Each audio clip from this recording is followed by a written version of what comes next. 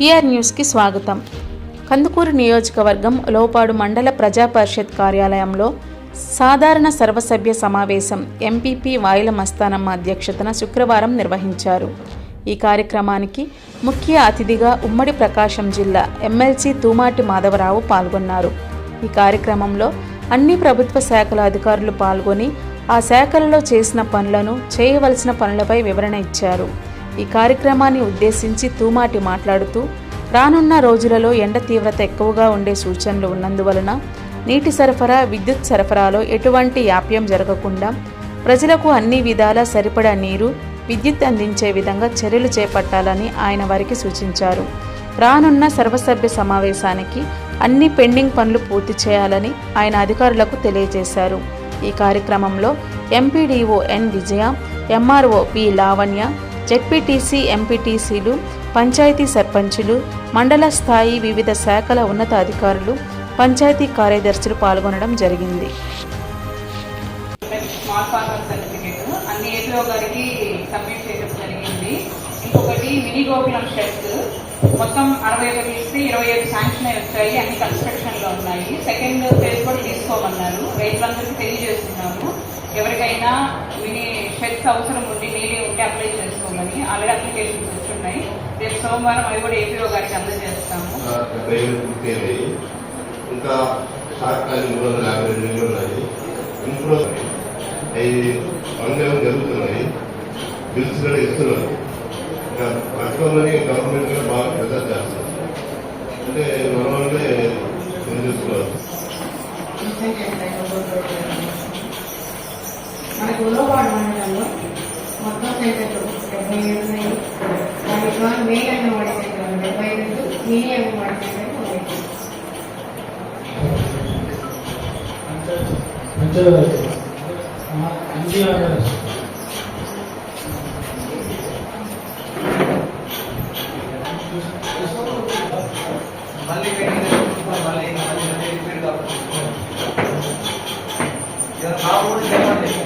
చెప్పండి మాకేం చెప్పండి, మేము పైన మాట్లాడుతున్నాం. ఏ ఇబ్బందులు లేవండి. ఎప్పుడు చెప్తున్నా అక్కడే మాట్లాడడానికి అవకాశం ఉంది. ఇక్కడ పైన చెప్తే మళ్ళీ వాళ్ళ స్థాయిలో కూడా పైన మాకు తెచ్చి మన మండలంలో 6 సబ్స్టేషన్లు ఉన్నాయి. 24 ఫీడర్లు ఉన్నాయి. 2 ఫీడర్లు ఆల్రెడీ రెడ్లో ఉన్నాయి. అవి ఐడెంటిఫై చేస్తున్నారు. 22 ఫీడర్లు ఉన్నాయి.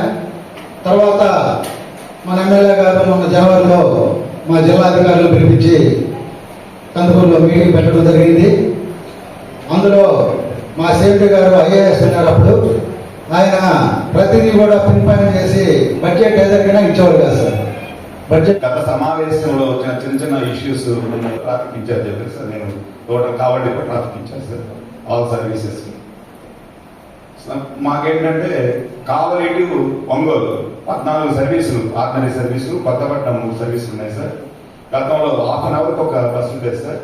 ఇప్పుడు ట్రాఫిక్ పెరిగినందువల్ల 20 నిమిషాలు చేశారు సార్. ఇప్పుడు ఇంకా హెవీ ట్రాఫిక్ అయినందువల్ల 15 నిమిషాలు చెప్తున్నాం సార్. మోనోపల్లి సార్ మాది, కావలి టు ఒంగోలు, మా కావలి కొద్ది. అదే మన వాళ్ళు ఏంటంటే రిక్వెస్ట్ ఆఫర్ గారు సార్, ఇక్కడ ఎంపీడీ వాళ్ళు దగ్గర ఎంఆర్ఓ సార్ రిక్వెస్ట్ ఆఫర్ ఇచ్చారు సార్. అయితే మన ఆఫీసులో కొంతమంది నాకు ఇప్పుడు వచ్చిన తర్వాత చెప్పారు. వెలుగుడి తరఫున మండలంలో టోటల్గా 12 పంచాయతీలకు సంబంధించి 47 గ్రామీణ సంఘాలు ఉన్నాయి. మొత్తం 1525 స్వయం సహాయక సంఘాలు ఉన్నాయి. అయితే ప్రాసెస్ ఛార్జెస్ తీసుకురా లేదు, లేదు. ఈరోజు ఈ కార్యక్రమానికి అధ్యక్షత వహిస్తున్న ఎన్నికల గారికి, అలాగే గౌరవనీయ మంత్రి గారికి, ఎంపీఓ గారికి, గారికి, ఇక్కడికి చేసిన మండలాధికారులకి, పంచాయతీ సెక్రటరీలకి, ప్రజాప్రతినిధి అందరికీ నమస్కారం. ఈ సభకు ఇచ్చేసినటువంటి ఎమ్మెల్సీ తూమాటి మాధవ్ గారికి,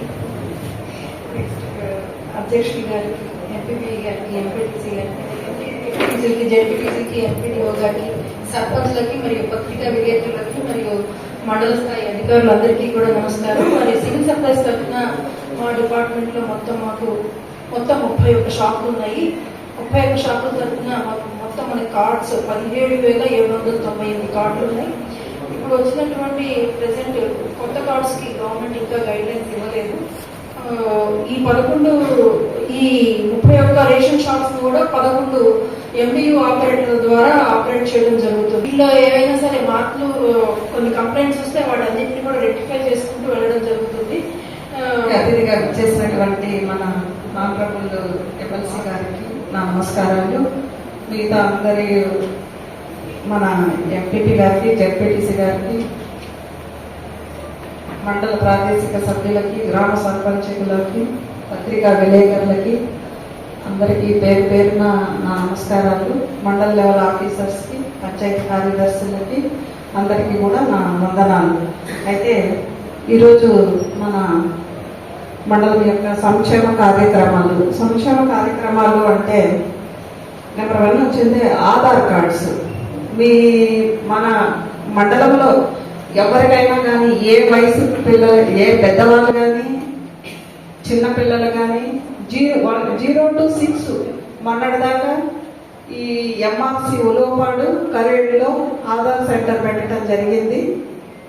ఈ పిల్లలందరికీ కూడా దగ్గర ఒక 500-600 మందికి మనం చేయించడం జరిగింది. ఇంకా ఎవరికైనా లేకపోతే ఏ పంచాయతీలో కానివ్వండి అక్కడ ఆధార్ సెంటర్ పెట్టడం జరుగుతుంది. మీరు ఎవరైనా కానీ నా దృష్టికి తీసుకొని వస్తే ఈ పిల్లలకు కానివ్వండి, పెద్దవాళ్ళకి కానివ్వండి, ఎవరికైనా కానివ్వండి, ఎవరికి ఆధార్ కార్డు లేదో వాళ్ళకు ఎలాంటి మనకి సంక్షేమ కార్యక్రమాలు ఇంప్లిమెంటేషన్ కావు. మనం అసలు ఆధార్ నెంబర్ లేదు. ఇప్పుడు ప్రజెంట్ సిచ్యుయేషన్లో మనకు ఏ పనులు జరగటం లేదు, ఏ బ్యాంక్ ఖాతాలు ఓపెన్ కావటం లేదు. పెద్దవాళ్ళకి ప్రాబ్లమే, పెన్షన్ రాదు, ఇలాంటివన్నీ చాలా ప్రాబ్లమ్స్ ఉన్నాయి. కాబట్టి మీరు పెద్దవాళ్ళు కానివ్వండి, చిన్నపిల్లలు కానివ్వండి, ఎవరైనా కానివ్వండి, ఆధార్ కార్డు లేని వాళ్ళు మా దృష్టికి తీసుకొని వస్తే మేము ఎక్కడ నెసెసిటీ అయితే అక్కడ ఆధార్ సెంటర్లు పెట్టి ఆ ప్రోగ్రామ్ని. అందరికీ నమస్కారం. అధికారులు అందరూ చాలా వరకు 80% వచ్చినట్టు కనిపిస్తుంది, కానీ ప్రజాప్రతినిధులే కొంచెం తక్కువ కనిపిస్తున్నారు. ఎందుకో తెలియట్లేదు. అంటే ఎవరు రాలేదు, మనకి ఎందుకు లేదని, లేక మన గవర్నమెంట్ లేదనో నాకైతే అర్థం కావట్లేదు.